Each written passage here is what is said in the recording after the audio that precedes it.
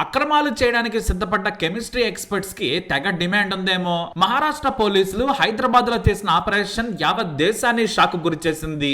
ఏకంగా decoy operation చేసి అతిపెద్ద డ్రగ్స్ ముఠానే కాదు, ఏకంగా ఫ్యాక్టరీ గుట్టును రట్టు చేసేశారు. ఇందులో super hit web series breaking bad లో కెమిస్ట్రీ టీచర్ మాదిరిగా తానాజీ పండారి అనే కెమిస్ట్రీ ఎక్స్పర్ట్ ముఠాలో కీలక సభ్యుడు. ఇతనితో హైదరాబాద్ కు చెందిన శ్రీనివాస్ విజయ్ ఓలేటి అనే వ్యక్తి ఈ నెట్వర్క్ నడిపిస్తున్నాడు. మామూలుగా అయితే మార్కెట్ లో కిలో నాణ్యమైన మెఫెడ్రిన్ ధర 1.5 పైగా ఉంటుంది. కానీ కేవలం 50 లక్షలకే అమ్మి మధ్యవర్తులకు భారీ లాభాలు కలిగించేలా వ్యూహాత్మకంగా ఈ నెట్వర్క్ ను ఏర్పాటు చేశాడు విజయ్. వీరు తమ మనుషులు ఒకరిద్దరికి అమ్ముతారు, వాళ్ళు ఆ తర్వాత మరొకరికి, అక్కడి నుంచి మరొకరికి అమ్ముతారు. అంటే మెయిన్ సోర్స్ అనేది ఎవ్వరికీ తెలియదు.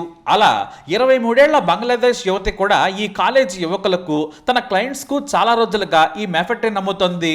ఆ సమయంలోనే అనుమానాస్పదంగా తిరుగుతున్న ఆమెను ముంబైలోని వాసాయ్ విరార్ పోలీసులు పట్టుకున్నారు. ఆమెను తనిఖీ చేయగా 24 లక్షల విలువైన 105 గ్రాముల మెఫెడ్రిన్ దొరికింది. దీంతో ఆమెను విచారించారు ముంబై పోలీసులు. ఆమెకు డ్రగ్స్ ఇచ్చిన రెహమాన్ షేక్ ను అరెస్ట్ చేశారు. అలా ఒక్కొక్కరిని అరెస్ట్ చేయగా కీలక డొంక కదిలింది. ఆ డొంకే చర్లపల్లి కంపెనీ. అక్కడి నుంచి వేల కోట్ల విలువైన డ్రగ్స్ దేశమంతా పాకుతున్నట్లు పోలీసులు గుర్తించారు. అయితే నిజంగానే సదరు కంపెనీలో డ్రగ్స్ తయారీ జరుగుతుందా, ఎవరు తయారు చేస్తున్నారు, ఎవరు వెళ్తున్నారనేది ముందు తెలుసుకోవాలనుకున్నారు. ఎందుకంటే మొత్తం నెట్వర్క్ ను పట్టుకోవాలనేది ముంబై పోలీసుల ప్లాన్. అయితే తెలంగాణ పోలీసులకు తెలియకుండా ఈ ఆపరేషన్ చేయాలనుకున్నారు.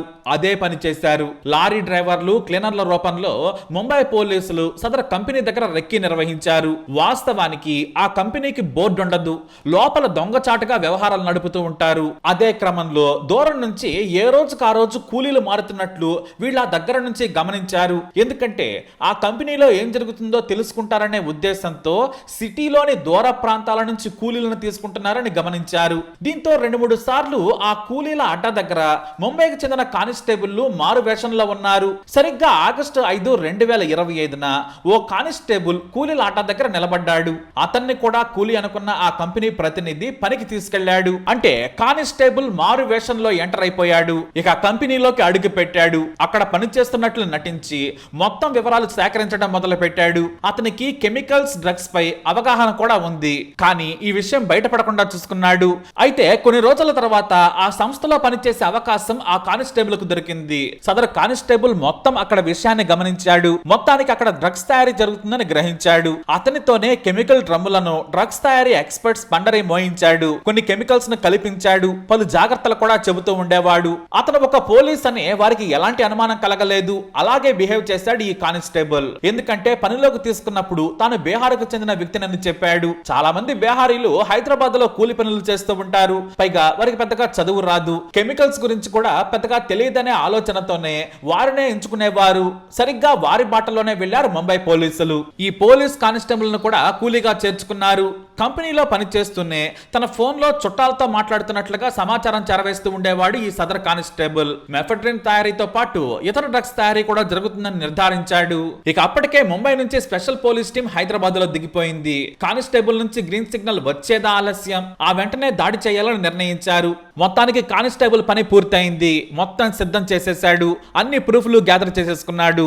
ఇక వారిని పట్టించటమే ఆలస్యం. సరిగ్గా ఈ కానిస్టేబుల్ సాయంత్రం పూట డ్యూటీ దిగి వెళ్లే సమయానికి ముంబై పోలీసులు సెకండ్ కూడా గ్యాప్ లేకుండా దాడి చేసేశారు. ఉన్నతాధికారులు సైతం తుపాకీలు కూడా తీసుకుని మఫ్తీలో వెళ్లి దాడి చేశారు. తాము ముంబై పోలీసులమని చెప్పి కీలక నిందితుడు శ్రీనివాస్ విజయ్ ఓలేటి, అలాగే డ్రగ్స్ తయారీ నిపుణుడైన పండరీతో పాటు మరో 10 మందిని పోలీసులు అరెస్ట్ చేశారు. అయితే ఈ విచారణలో ఈ శ్రీనివాస్ పెద్ద మోసగాడని తేలింది. ఇతను రామ్ నగర్ గుండు దగ్గర ఓ సాఫ్ట్వేర్ కంపెనీ పెట్టాడు. ఆ తర్వాత గేమింగ్, సాఫ్ట్వేర్ శిక్షణ సంస్థలను ఏర్పాటు చేశాడు. వాటిలో నష్టాలు వచ్చాయి.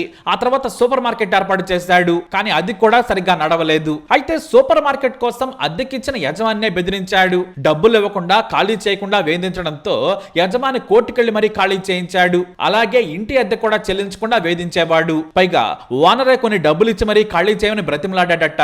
ఇలా ఒకటా రెండా ఎన్నో పనులు చేశాడు. చివరకు ముంబైకి చెందిన ఓ స్నేహితుడి దగ్గర భారీగా అప్పు తీసుకున్నాడట విజయ్. ఆ క్రమంలోనే ఈ డ్రగ్స్ గ్యాంగ్ పరిచయం అయింది. పండరీతో కలిసి ఏకంగా ఖాళీగా ఉన్న చర్లపల్లి ఫ్యాక్టరీలో డ్రగ్స్ దుకాణం పెట్టేశాడు. ఈ పండరీకి మెఫెడ్రిన్ తయారీకి ఉపయోగించే ముడి పదార్థాలను గురుగ్రామ్ లోని కిమియా బయోసైన్స్ అనే కంపెనీ నుంచి తెప్పించాడు. అసలు పేర్లు బయటకు రాకుండా మారు లేబుళ్లు వేసి తెప్పించేశాడు. చాలా గుట్టుగానే తయారు తయారు చేస్తున్న విజయ్ ఇక తాను దొరకనులే అనుకున్నాడు. కానీ డ్రగ్స్ పై పోలీసుల నిఘా ఎప్పుడూ ఉంటూనే ఉంటుంది. ఇక వీరు తయారు చేసిన డ్రగ్స్ ముంబై వరకు చేరాయి.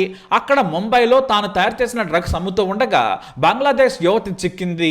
అయితే ఇతను తయారు చేసే మెఫడ్రిన్ చాలా చౌకగా అమ్మేవాడు. అయితే మొదట కేవలం హైదరాబాద్, బెంగళూరు సాఫ్ట్వేర్ ఇంజనీర్లకు మాత్రమే అమ్మేవాడు. ఆ తర్వాత భారీగా లాభాలు వస్తూ ఉండడంతో నెట్వర్క్ ను ముంబై, గోవాకు విస్తరించాడు. అలా ముంబై పోలీసులకు చిక్కాడు. మరైతే తెలంగాణ పోలీసులకు తెలియకుండా ఈ ఆపరేషన్ చేయటం ఇప్పుడు రాష్ట్ర పోలీసులకు షాక్ గురి చేసినట్లయింది. ఎందుకంటే స్టేట్ ఇంటెలిజెన్స్ కూడా పసిగట్టలేకపోయింది.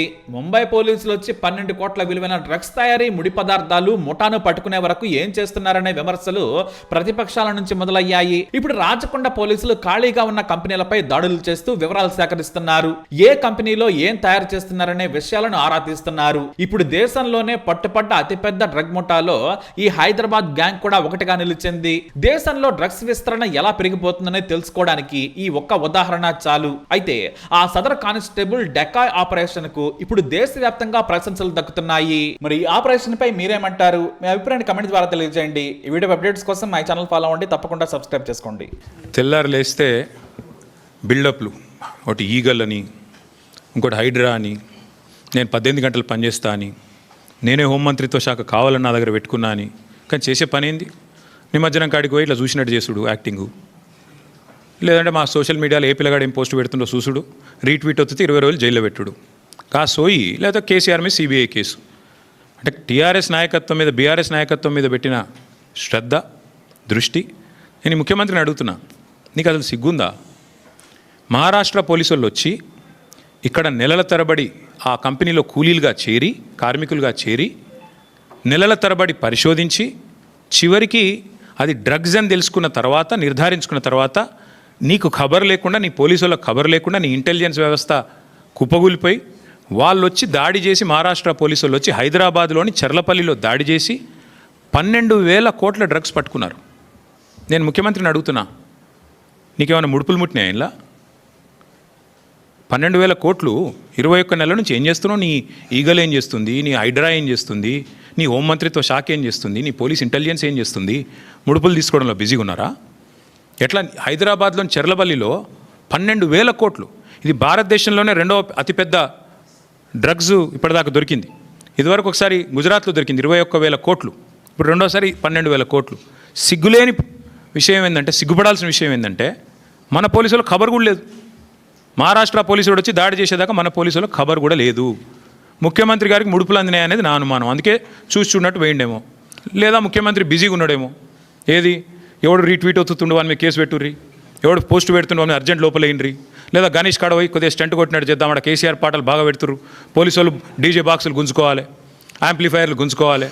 గదే పని ఏమన్నది ఇవాళ పోలీసులకు రాష్ట్రంలో పని? పాపం పోలీసుల బండ్లలో డీజిల్ దిక్కులేదు. మేము మమ్మల్ని అరెస్ట్ చేస్తుంటే హరీష్ రావు గారు అడిగినారు, ఏమైనా నీకు టీఏ వచ్చిందని అడిగారు. పాపం ఆయన నవ్వుతుండు పోలీసు ఆయన.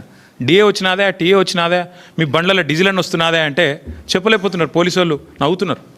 అట్లాంటి పరిస్థితి ఉన్నది వాళ్ళు. అందుకే ఈ రాష్ట్ర హోంమంత్రికే ముడుపులు అందినట్టుగా నాకైతే అనుమానం ఉంది.